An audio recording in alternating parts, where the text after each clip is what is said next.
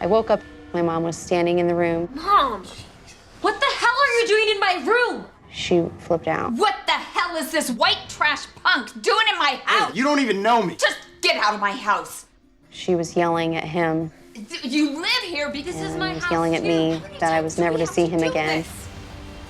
And that was when she gave me the ultimatum. This is my house and my rules, and if you don't like them, then you can just get out along with him. I chose to stay with Spencer. What is she thinking? That was the biggest mistake of my life.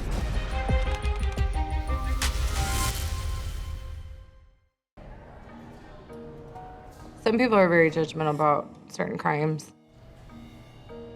We're in an environment full of broken people with horrific pasts.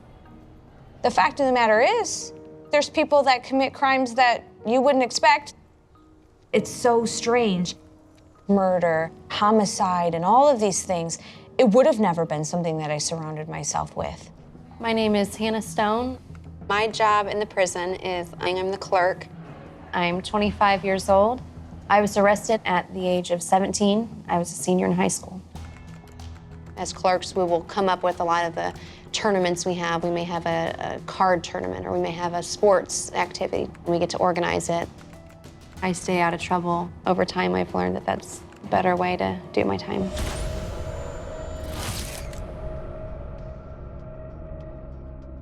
Hello. Hey, What are you doing? getting ready for birthday bingo. You ready for the names? Yes, please. DOC 1. I remember as a child, I just had all these big dreams. I wanted to be a teacher, and then I wanted to be a nurse. And that's it for Now, by the time I get out, I won't be able to pursue any type of job like that. Next. Okay, Stacy Wyatt. If you knew me, my upbringing, my family, the life I lived previous to prison, you would have never imagined that I would end up here.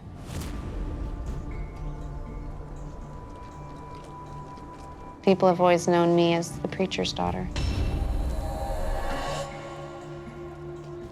Since the events of my crime, my family relationships have dissipated. I have no family relationships. My dad is my only family. You know, he's never judged me or loved me any differently. You know, without him, I would have nobody. We don't talk about anything that's negative or upsetting. Hi. Oh, yeah. We try to enjoy it. We laugh. If we're crying, it's because we're laughing so hard. We don't want to cry because we're sad. I wanted to talk to you about the football game, but I would like you to know that I didn't even watch it. What? You didn't watch it? I know, it's devastating. I was in my room with my antenna, channel 13. I cannot get reception. I am in tears. My visits, my dad mean everything to me. That's my one piece of freedom. You know, when I'm in that visiting room for 2 hours, none of this exists.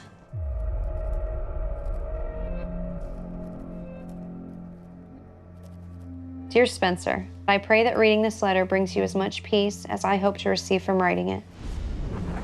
It has been weighing heavy on my heart that I need to forgive you. All these years, you are the one person I have refused to forgive. Not only because I thought that me forgiving you was saying what you did was okay, but also because I don't know if you're sorry. Not once have you reached out to me or my family and offered an apology. Maybe if I knew you regretted that night, maybe then it would be easier to forgive you.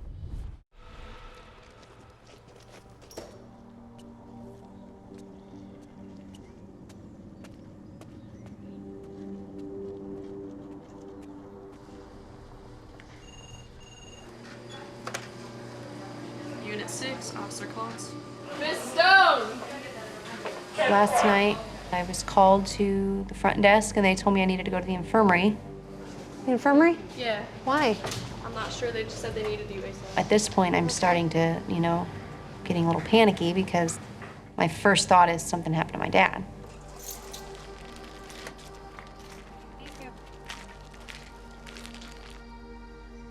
And I get there, and the nurse, she said, well, we just wanted to make sure that you were dealing with things okay, that you weren't having any suicidal thoughts. And I was like, did something happen? She said, Spencer Crumpets. I said, what about him? She said he took his own life. There's no closure. There's not going to be any closure. Right. Not in an actual. I've got so many mixed emotions about him taking his life. I don't know why he did it. Was it guilt, or was it just selfish, I'll take myself out before you take me? I'm angry.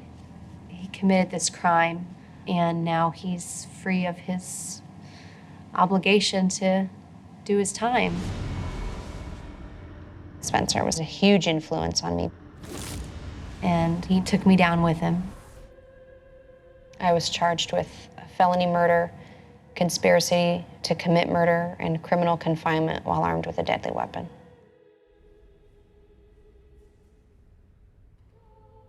I signed a plea bargain for 100 years.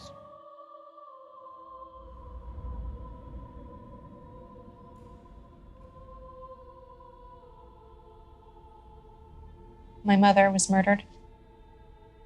I have learned to accept the fact that I was involved. Not a day goes by that I don't miss my mom. I'd give anything to take that night back.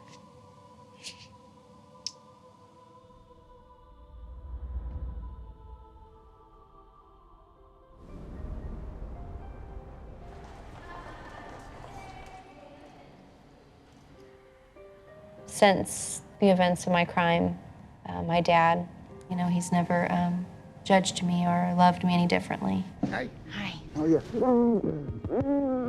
There was a time when I expressed to my dad, I know I let you down, I know I hurt you. I can't imagine the devastation you felt, and his response is just that he forgives me. You're gonna live to 100. No. Oh, you're seeing me out of here. You will make it. My involvement in my mother's death, that's something I have to come to terms with. I deal with it every day.